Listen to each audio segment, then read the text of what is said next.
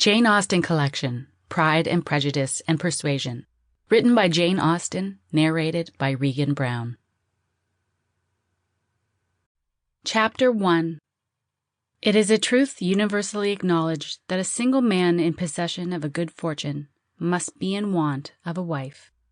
However little known the feelings or views of such a man may be on his first entering a neighborhood, this truth is so well fixed in the minds of the surrounding families that he is considered the rightful property of some one or other of their daughters.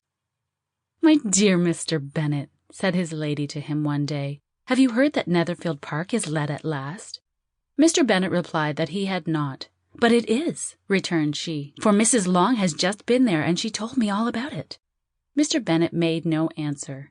"Do you not want to know who has taken it?" cried his wife impatiently. "You want to tell me, and I have no objection to hearing it." This was invitation enough. "Why, my dear, you must know. Mrs. Long says that Netherfield is taken by a young man of large fortune from the north of England, that he came down on Monday in a chaise and four to see the place, and was so delighted with it that he agreed with Mr. Morris immediately that he is to take possession before Michaelmas, and some of his servants are to be in the house by the end of next week." "What is his name?" "Bingley." "Is he married or single?" "Oh, single, my dear, to be sure. A single man of large fortune, 4,000 or 5,000 a year. What a fine thing for our girls!" "How so? How can it affect them?" "My dear Mr. Bennet," replied his wife, "how can you be so tiresome? You must know that I am thinking of his marrying one of them."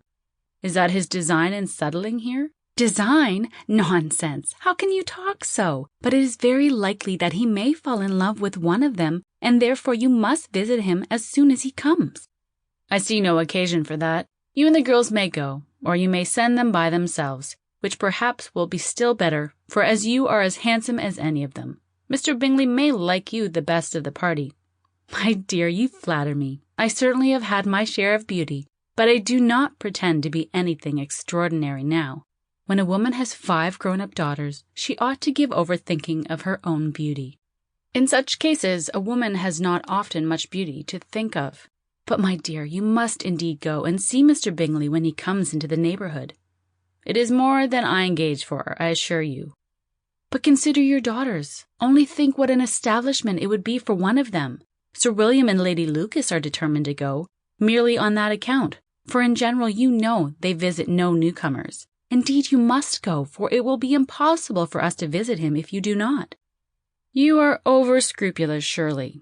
I dare say Mr. Bingley will be very glad to see you, and I will send a few lines by you to assure him of my hearty consent to his marrying whichever he chooses of the girls, though I must throw in a good word for my little Lizzie." "I desire you will do no such thing. Lizzie is not a bit better than the others, and I am sure she is not half so handsome as Jane, nor half so good-humoured as Lydia, but you are always giving her the preference." "They've none of them much to recommend them," replied he. "They are all silly and ignorant like other girls, but Lizzie has something more of quickness than her sisters." "Mr. Bennet, how can you abuse your own children in such a way? You take delight in vexing me. You have no compassion for my poor nerves." "You mistake me, my dear. I have a high respect for your nerves. They are my old friends. I have heard you mention them with consideration these last 20 years at least." "Ah, you do not know what I suffer." "But I hope you will get over it, and live to see many young men of 4,000 a year come into the neighborhood." "It will be no use to us if 20 such should come, since you will not visit them." "Depend upon it, my dear, that when there are 20, I will visit them all." Mr. Bennet was so odd a mixture of quick parts, sarcastic humour, reserve, and caprice, that the experience of 23 years had been insufficient to make his wife understand his character. Her mind was less difficult to develop.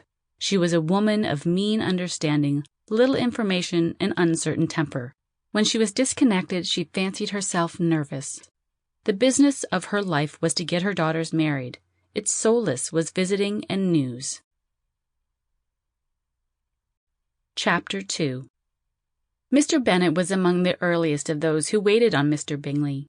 He had always intended to visit him, though to the last always assuring his wife that he should not go. Until the evening after the visit was paid, she had no knowledge of it. It was then disclosed in the following manner. Observing his second daughter employed Sample complete.